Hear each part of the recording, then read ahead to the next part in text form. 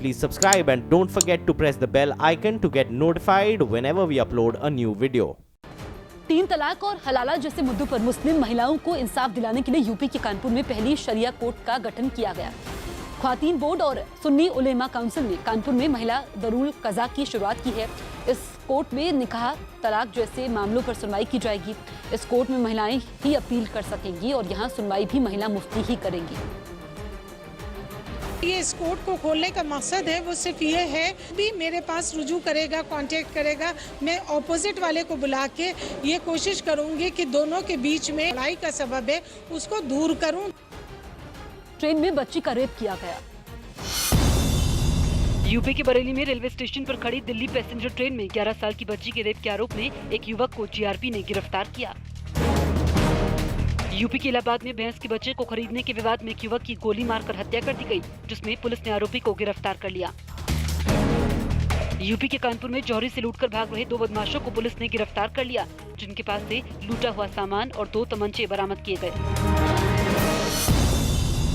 UP के उन्नाव में सड़क हादसे में घायल हुए सोने की कारोबारी ने मौके पर पहुंची पुलिस पर ही 3 किलो सोने की चोरी करने का आरोप लगाया। उत्तराखंड के कोटद्वार में पहाड़ खिसकने की वजह से हादसे का शिकार हुई एक कार नदी में जा गिरी। इस हादसे में 3 लोगों की मौत हो गई। बिहार के पटना में किडनी की बीमारी से जूझ रहा एक युवक नदी में कूद गया, जिसके परिजनों ने डॉक्टरों पर इलाज में लापरवाही दिखाने का आरोप लगाया। आंध्र प्रदेश के विजाग रेलवे स्टेशन पर डीआरआई ने हावड़ा एक्सप्रेस से तस्करी कर लाए जा रहे स्टार नस्ल के 1000 से ज्यादा कछुए बरामद किए, जिसके साथ 3 लोगों को भी गिरफ्तार किया गया। बिहार की बेतिया में पड़ोस में रहने वाले लड़के की छेड़खानी से परेशान एक लड़की ने खुदकुशी की कोशिश की।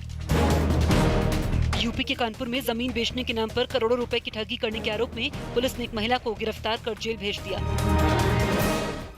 नागरिकता के मुद्दे पर जारी सियासत के बीच पश्चिम बंगाल की सीएम ममता बनर्जी ने बीजेपी आरएसएस पर हमला बोलते हुए राजनीतिक बदला लेने का आरोप लगाया है।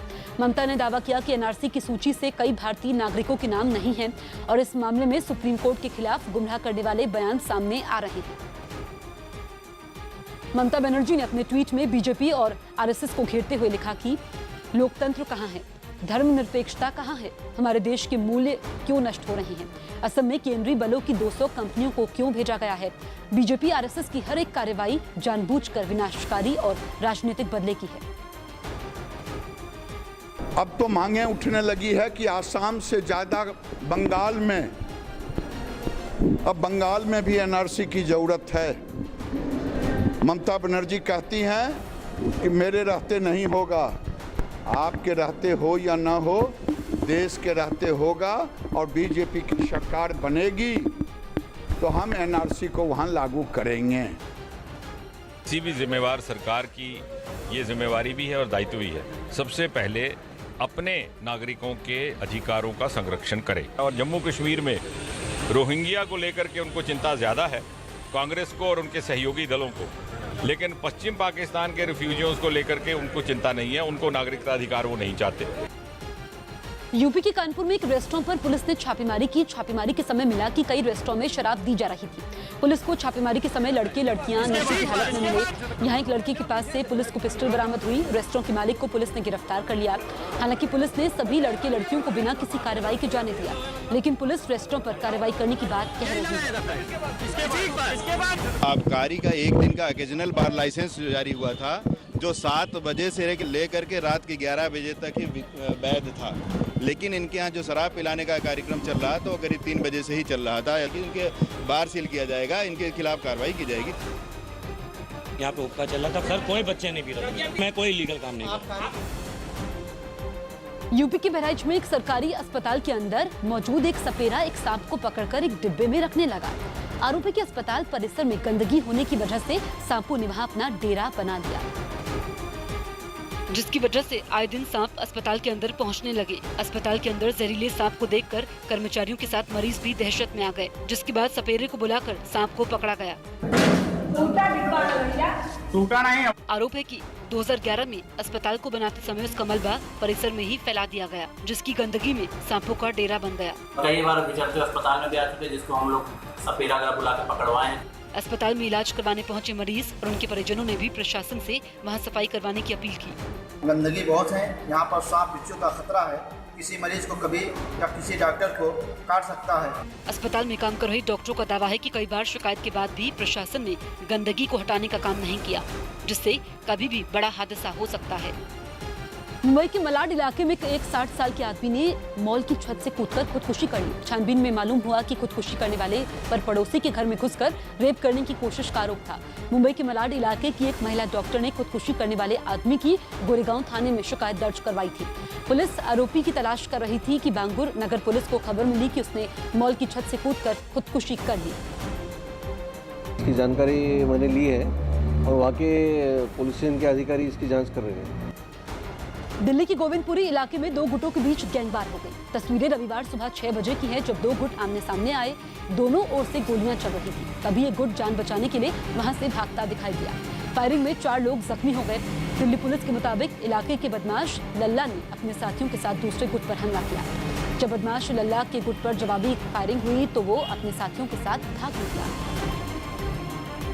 उत्तराखंड के रुद्रपुर के मुखर्जी नगर इलाके में बारिश की वजह से लोगों के घरों में पानी घुस गया। रुद्रपुर समेत राज्य के कई जिलों में हुई भारी बारिश ने लोगों की मुसीबत बढ़ा दी, जिसका सबसे ज्यादा असर रिहायशी इलाकों में देखने को मिला, जहां इलाके की सड़कें नदियों में तब्दील हो गई। इतना ही नहीं, लोगों के घरों में भी बारिश का पानी घुस गया। यहाँ पे लोगों के घरों में बहुत ज्यादा पानी भर गया है, लोग बहुत ज्यादा परेशान हैं। कमोबेश ऐसे ही हालात देहरादून में भी देखने को मिले, जहां नथनपुर इलाके में भारी बारिश की वजह से पानी जमा हो गया। रिहायशी इलाकों से पानी की निकासी नहीं होने की वजह से वहां रह रहे लोगों को खासी परेशानी का सामना करना पड़ रहा है। पूरा जो इलाका है ये पानी से जलमग्न हो गया है। यहाँ पे जो रास्ते हैं वो लबालब नदियों में तब्दील हो चुके हैं। भारी बारिश की चेतावनी को देखते हुए राज्य सरकार ने एक एडवाइजरी जारी की, जिसके तहत सभी जिलों के डीएम को सतर्कता बरतने के आदेश भी दिए गए। उत्तराखंड कई जिलों में लोगों को अभी बारिश से राहत मिलने की उम्मीद नहीं है, क्योंकि मौसम विभाग ने अगले 48 घंटे में देहरादून, हरिद्वार, पौड़ी, टिहरी, चमोली, नैनीताल में भारी बारिश की संभावना जताई है। वहीं रामनगर में जोरदार बारिश की वजह से भदरगढ़ी नाला उफान पर आ गया, जिसकी चपेट में आकर एक कार बह गई। हालांकि कार में सवार शख्स ने किसी तरह अपनी जान बचा ली। इस बात की सूचना मिलने के बाद नाले में फंसी कार को मशीन की मदद से बाहर निकाला गया। बीजेपी के संपर्क फॉर समर्थन अभियान के तहत पार्टी अध्यक्ष अमित शाह ने दिल्ली में क्रिकेटर महेंद्र सिंह धोनी से मुलाकात की। बीजेपी अध्यक्ष ने धोनी को पिछले 4 सालों में मोदी सरकार के लिए किए गए कामों के बारे में बताया।